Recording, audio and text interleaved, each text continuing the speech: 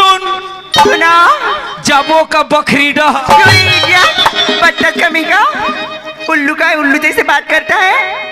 सुनते हो अमर? क्या बात है ज्योति? अरे तुम जान के बात करी हो? बिल्कुल ज्योति। लेकिन कब मिलोगी अमर? अच्छा तुम मिलने की बात करते हो? अच्छा मिलेंगे फिर इसी जगह मिलेंगे ज्योति। तो सुनती हो जी? सुनाइए ना जी। ओ जाने वाले